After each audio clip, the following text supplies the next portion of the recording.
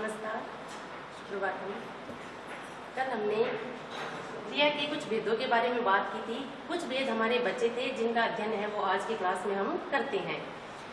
कुछ भेद हमने पढ़े थे, कर्म के आधार पर पढ़े थे। क्रिया के भेद दो भेद होते हैं, सकर्मक क्रिया, अकर्मक क्रिया। उनके बारे में हमने अध्ययन कर लिया था, उदाहरणों के द्वारा हमने समझ लिया था। उसके बाद में हमने रचना के आधार पर क्रिया के कुछ भेदों की बात की थी। कुछ हमारे बचे हुए थे, उन बचे हुए भेदों के बारे में आज हम बातें करते हैं। तो उनमें अगला भेद था नाम धातु क्रिया। नाम धातु क्रिया,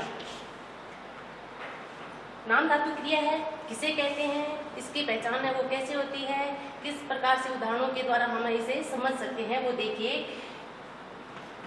जिस क्रिया का निर्माण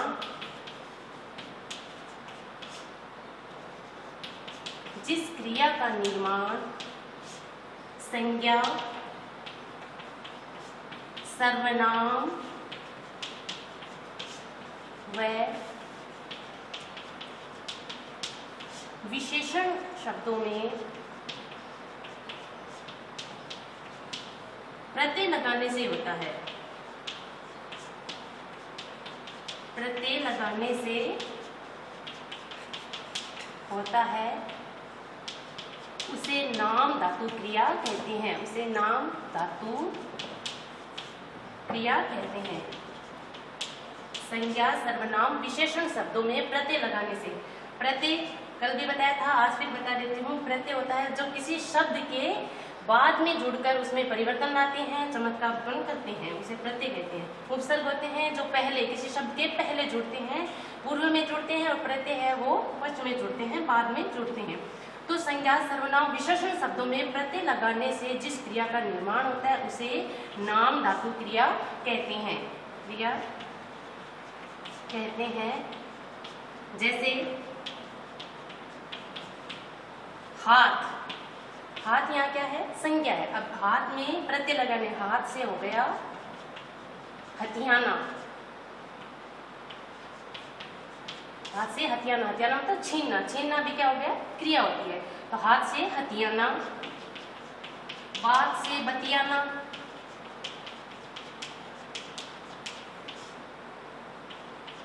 गरम से गरमाना। गर्म, गर्म यहाँ क्या है, विशेषण है। विशेषण से बनना है, गर्म से गरमाना। और अपना, अपना सर्वनाम होता है, अपना से अपनाना,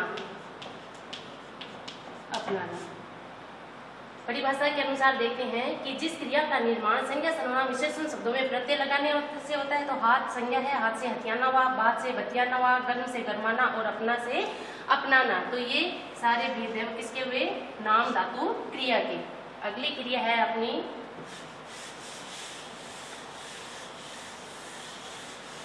सहायक क्रिया।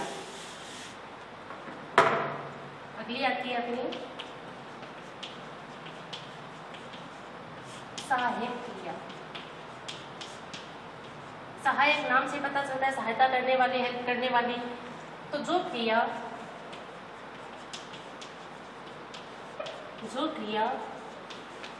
मुख्य क्रिया के रूप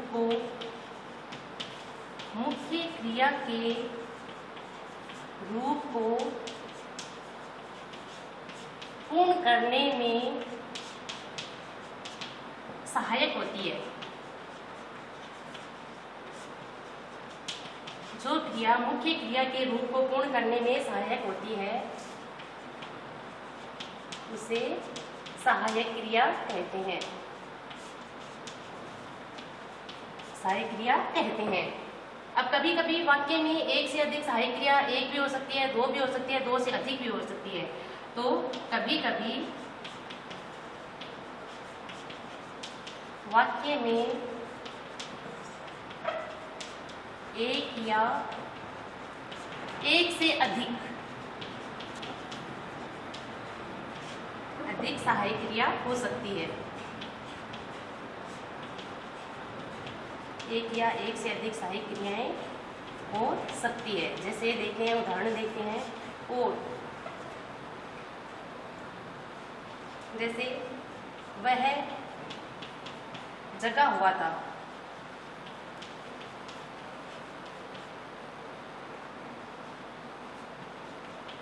राम खाता है, वह रोता होगा। अब एक बात यहाँ और ध्यान देने योग्य है कि सहायक क्रिया के प्रयोग से क्रिया का काल है वो बदल जाता है। जैसे वह जगा हुआ था, अब जगा हुआ मुख्य क्रिया है। इस क्रिया के रूप को पूर्ण करने में जो सहायक बन रही है वो जगा हुआ था, और था है वो कौन से काल का हो गया? भूतकाल का। तो इससे काल का भी पता चलता है। इस सहायक क्रिया के प्रयोग से वाक्य के काल में फेर बदल हो सकता है, हेर फेर हो सकता है। तो वह जगा हुआ था, भूतकाल का हो गया। राम खाता है, राम खाता, अगर इस वाक्य को है नहीं जोड़े तो राम खाता वाक्य अधूरा सा लगता है। तो इस मुख्य क्रिया को पूर्ण करने में सहायक बन रही है जो है अपना कि राम खाता है, अर्थात कौन सा काल हो गया? वर्तमान काल हो गया। वह सोता होगा या वह रोता होगा, यानी कि भविष्य काल की बात है वो यहाँ की जा रही है। तो सहायक क्रिया के प्रयोग से मुख्य क्रिया है उसके काल में फेर बदल हो जाता है, हेर फेर है वो हो जाता है। अगली क्रिया है अपनी अपूर्ण क्रिया। अपूर्ण जैसे नाम से ही पता चलता है, पूर्ण यानी पूरा होना और अपूर्ण यानी कि अधूरा। अगली है अपनी अपूर्ण क्रिया।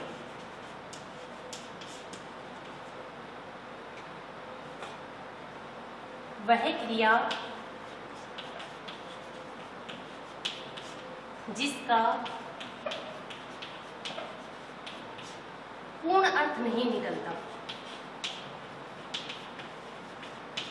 पूर्ण अर्थ नहीं निकलता, अपूर्ण क्रिया कहलाती है। अपूर्ण क्रिया कहलाती है।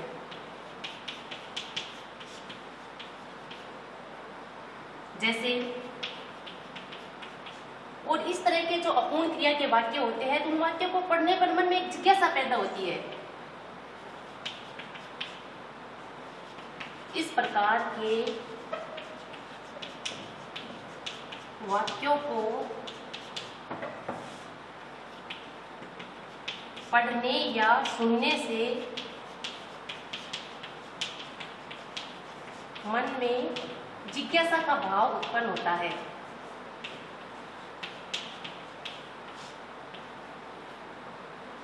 जिज्ञासा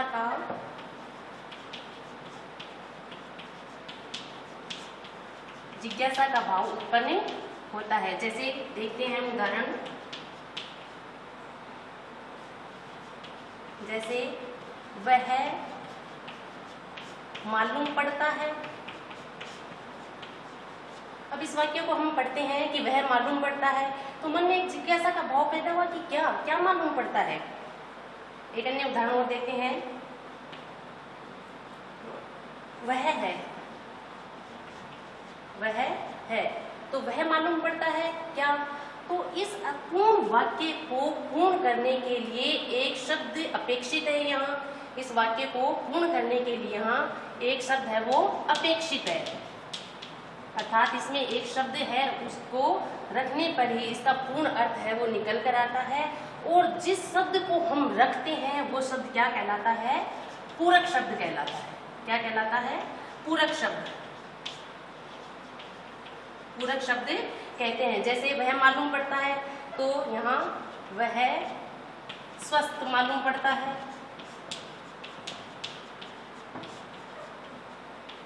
वह स्वस्थ मालूम पड़ता है, वह चतुर मालूम पड़ता है, वह बलवान मालूम पड़ता है। कोई भी शब्द, जो भी अपेक्षित शब्द है वो क्या कहलाता है? पूरक शब्द कहलाता है। उसे पूरक शब्द यानी अपूर्ण क्रिया के वाक्य को पूर्ण करने के लिए जो शब्द रखा जाता है वो पूरक शब्द कहलाता है। वह है, अब वह है को पढ़ने से मन में एक जिज्ञासा उत्पन्न, एक प्रश्न पैदा होता है कि क्या है। तो वह क्या है? वह चतुर है, वह चतुर है या वह बुद्धिमान है या वह मूर्ख है, जो भी। तो ये बुद्धिमान है, चतुर है, मूर्ख है, है, ये शब्द क्या कहलाएंगे? पूरक शब्द कहलाएंगे।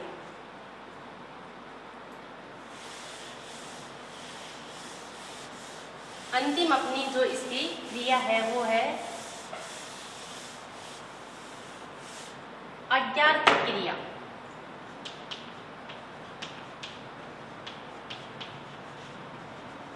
अज्ञार्थक क्रिया। अज्ञार्थक क्रिया जैसे नाम से आज्ञा देना, अनुमति देना, प्रार्थना करना, तो इसकी परिभाषा भी जिस क्रिया का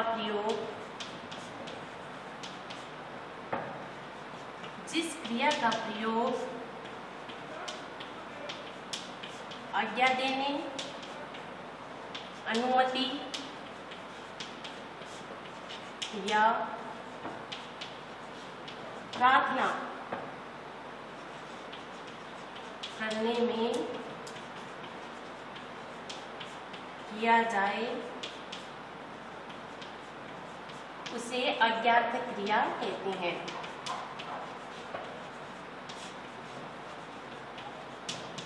से अज्ञार्थक क्रिया कहते हैं। जैसे आज्ञा देना, तो जिस क्रिया का प्रयोग आज्ञा देने, अनुमति देने, प्रार्थना करने में किया जाए उसे अज्ञार्थक क्रिया कहते हैं। जैसे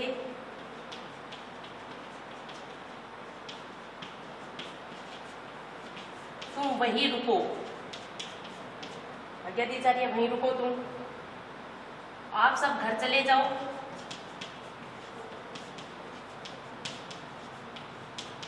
आप सब घर चले जाओ। आप चाय पीजिए,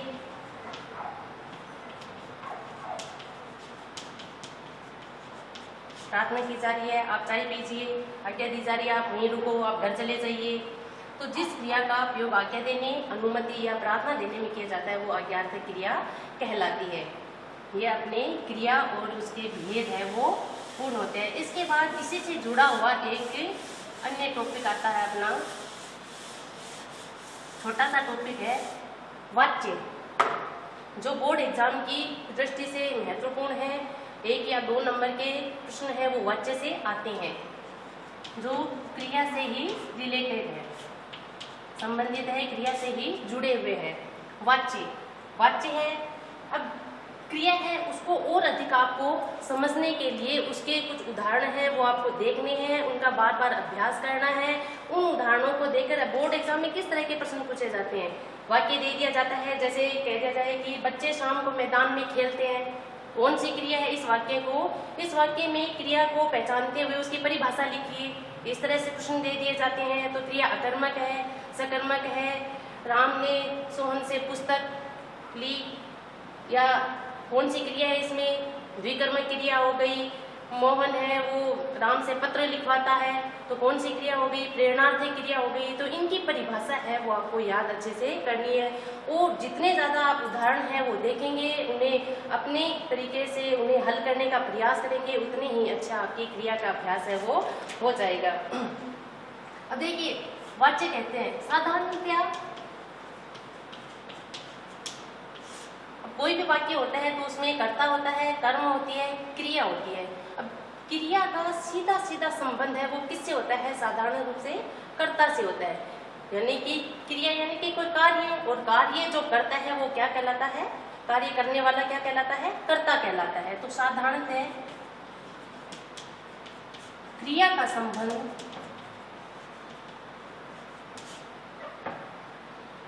कर्ता से होता है। साधारणतः वाक्य में जो क्रिया का संबंध है वो किससे होता है, कर्ता से होता है। हम सभी जानते हैं कार्य करने वाला कर्ता कहलाता है। तो साधारणतः वाक्य में क्रिया का सीधा संबंध किससे होता है, कर्ता से होता है। परंतु कभी कभी कर्ता को प्रधानता न देकर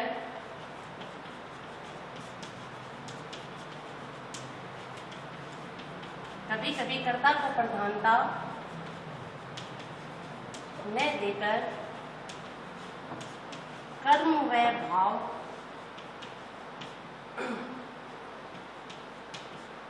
व भाव से उसका संबंध जोड़ दिया जाता है।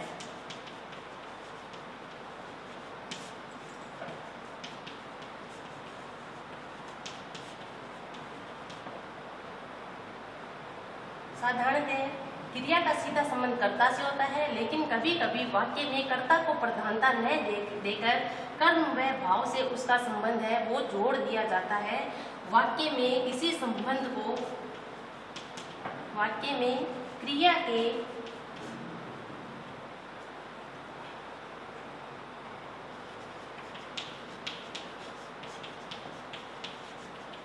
इसी संबंध को बताने की क्रिया वाच्य कहलाती है।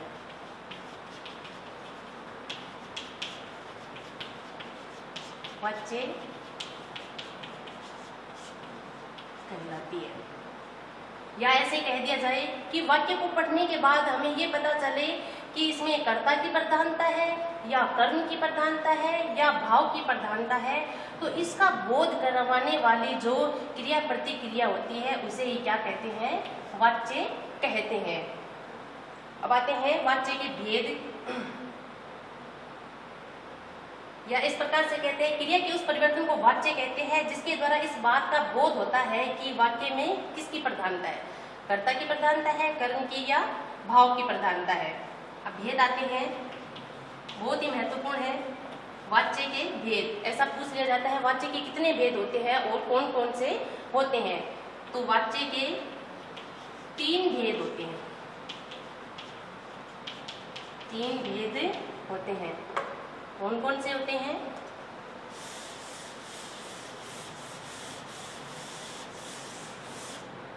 एग्जाम की दृष्टि से अत्यंत ही महत्वपूर्ण है। तो पहला भेद होता है कृतवाच्य। कृत शब्द है जो किससे बना है? कर्ता से बना है। तो साफ साफ पता चलता है कि इसमें किसकी प्रधानता होती है? कर्ता की प्रधानता होती है। किसकी प्रधानता होती है? कर्ता की प्रधानता होती है। क्रिया के उस रूपांतर को परिभाषा देख लेते हैं। क्रिया के उस रूपांतर को कृतवाच्य कहते हैं। कृत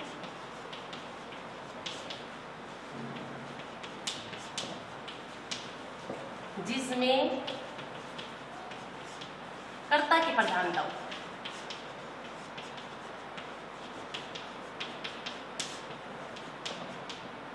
क्रिया के उस रूपांतर को, यानी कि क्रिया है वो इस रूप में बदलती है, इस रूप में उसका रूपांतर होता है कि जिससे ये पता चलता है कि वाक्य में किसकी प्रधानता है? कर्ता की प्रधानता हो, तो उसे क्या कहते हैं? कृतवाच्य कहते हैं। जैसे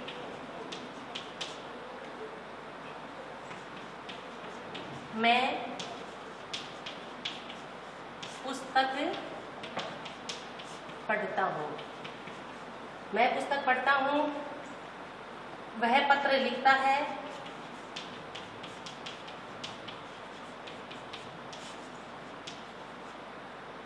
अब देखिए यहाँ इस वाक्य को पढ़ने पर मैं पुस्तक पढ़ता हूँ। अब पुस्तक कौन सा लिंग है? पुस्तक है, मेरी पुस्तक अर्थात स्त्रीलिंग है, लेकिन पढ़ता है क्रिया है वो किसके अनुसार प्रयुक्त की गई है? कर्ता के अनुसार प्रयुक्त की गई है कि मैं पुस्तक पढ़ता हूँ। अर्थात जो क्रिया पढ़ता क्रिया है वो किसके अनुसार की गई है? प्रयुक्त कर्ता के अनुसार की गई है। तो यहाँ कौन सा वाच्य हो गया? कृतवाच्य हो गया। वह पत्र लिखता है, तो यहाँ भी लिखता जो शब्द है, लिखता जो क्रिया है वो किसके द्वारा की गई है? ये कर्ता के द्वारा। दिनेश, एक उदाहरण को देख लेते हैं। दिनेश पुस्तक पढ़ता है,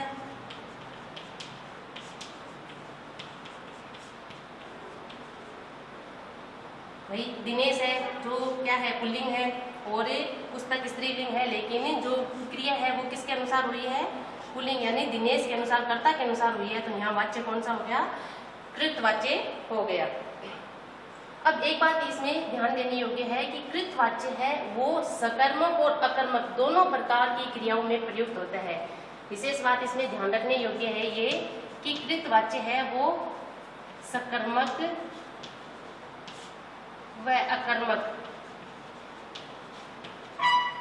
दोनों प्रकार की क्रियाओं में इसका प्रयोग है वो किया जाता है। सकर्मक क्रिया भी होती है जिसमें कर्म की प्रधानता होती है, अकर्मक क्रिया जिसमें कर्म का अभाव होता है। अर्थात दोनों क्रियाओं में कृतवाच्य है का प्रयोग है वो किया जाता है। और इसका एक पहचानने का एक तरीका और है कि इसमें जो वाक्य होते हैं उसके साथ कौन लगाकर प्रश्न किया जाए, कौन लगाकर प्रश्न किया जाए तो उत्तर मिल जाता है। तो यानी जैसे कहते हैं कि मैं पुस्तक पढ़ता हूँ, कौन पुस्तक पढ़ता है, मैं, तो यानी किसकी प्रधानता हुई, कर्ता की प्रधानता है। उत्तर में हमें किसका उत्तर मिला, कर्ता का उत्तर मिला।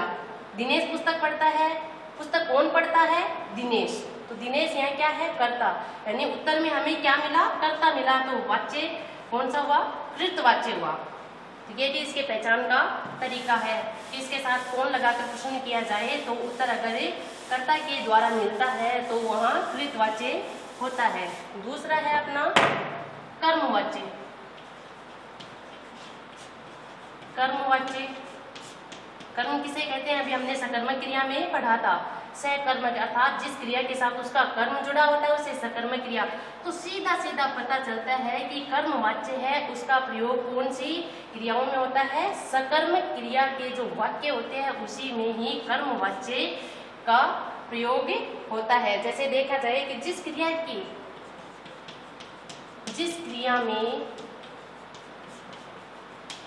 कर्म की प्रधानता हो,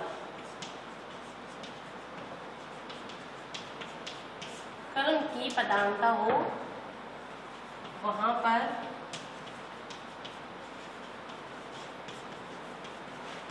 कर्मवाच्य प्रयुक्त किया जाता है।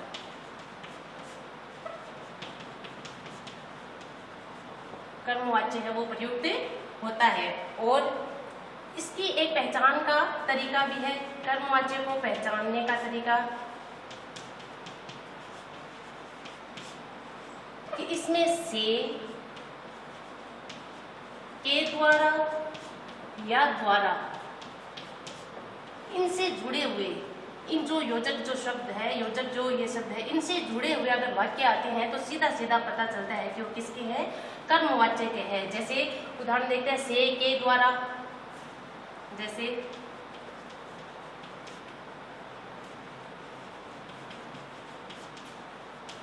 कवि द्वारा, कविता लिखी गई, कवि द्वारा कविता लिखी गई, रोगी को दवा दी गई,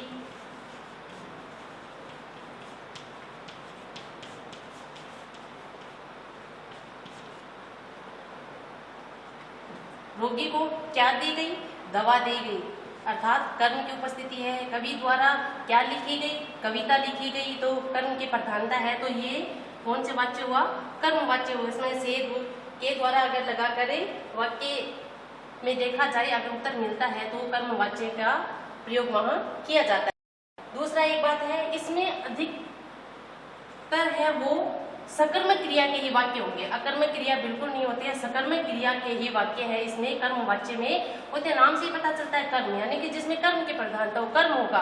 और कर्म में कौन सी क्रिया में होता है, सकर्मक क्रिया में होता है। इसलिए यहाँ सकर्मक क्रिया के जो भी वाक्य होते हैं वहाँ कर्मवाच्य की प्रधानता होती है। अब देखिए कुछ इसमें, जैसे सरकारी सूचनाएं हैं, कर्मवाच्य है, इसका प्रयोग कहाँ का होता है, सरकारी सूचनाओं, वैज्ञानिक तथ्य,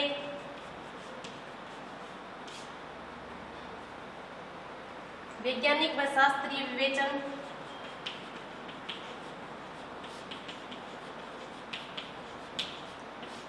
वैज्ञानिक व शास्त्रीय विवेचन, सभा की रिपोर्ट, सभा आदि की रिपोर्ट अगर दी जाए तो वहाँ किसकी प्रधानता होती है, कर्मवाच्य की प्रधानता होती है।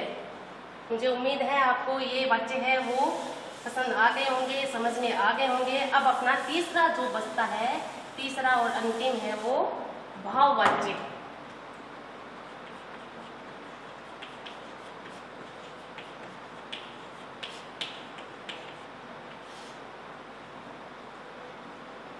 कृतवाच्य, कर्मवाच्य और भाववाच्य।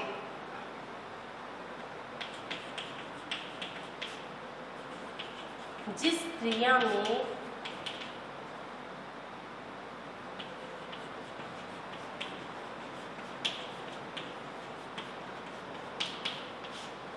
भाव की प्रधानता हो, जिस क्रिया में भाव की प्रधानता हो, अर्थात वाक्य को पढ़ने पर पता चले कि इसमें न अकर्मक क्रिया के वाक्य है, न सकर्मक क्रिया के वाक्य है, न कृतवाच्य का प्रयोग है, न कर्मवाच्य का है। जहाँ भाव को प्रधानता दी गई हो वहाँ भाववाच्य होता है।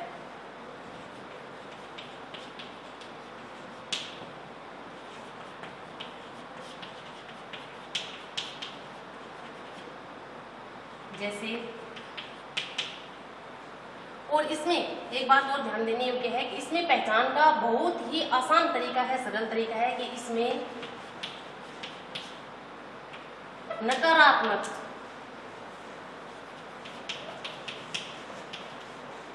नकारात्मक वाक्य होते हैं।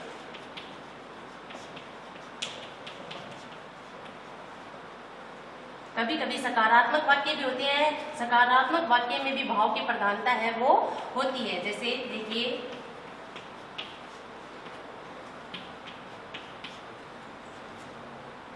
उससे टहला नहीं जाता, उससे टहला नहीं जाता, मुझसे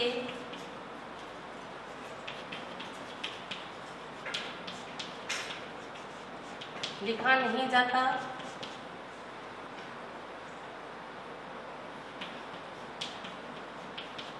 उससे पुस्तक पढ़ी जाती है।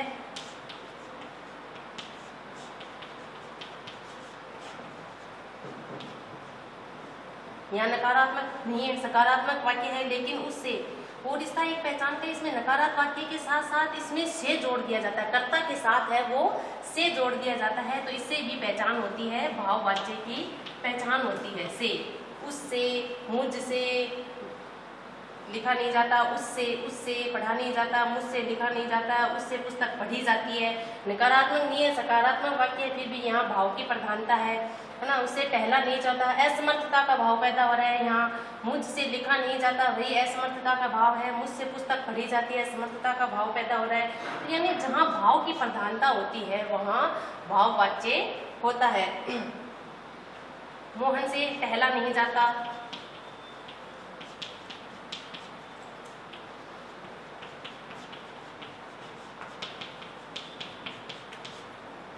मोहन से टहला नहीं जाता।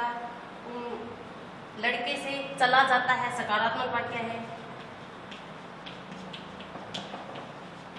लड़के से चला जाता है, तो से आ गया, करता है, कर्ता के साथ से जोड़ दिए हैं, तो यहाँ भाव की प्रधानता है। तो इसमें कृतवाच्य, कर्मवाच्य और भाववाच्य है, इनको पहचानने का बहुत ही सीधा और सरल तरीका है। कृतवाच्य होते हैं, उसमें सकर्मक अकर्मक दोनों प्रकार की क्रिया होती है। कर्मवाच्य नाम से ही पता चलता है, जहाँ कर्म की प्रधानता होती है। और जो भाववाच्य, उसमें अधिकतर वाक्य हैं वो नकारात्मक होते हैं, नकारात्मक नहीं का प्रयोग है उसमें किया जाता है। और कभी कभी सकारात्मक वाक्य होते हैं तो कर्ता के साथ से जोड़ दिया जाता है, तो उससे भी इसकी पहचान है वो की जा सकती है।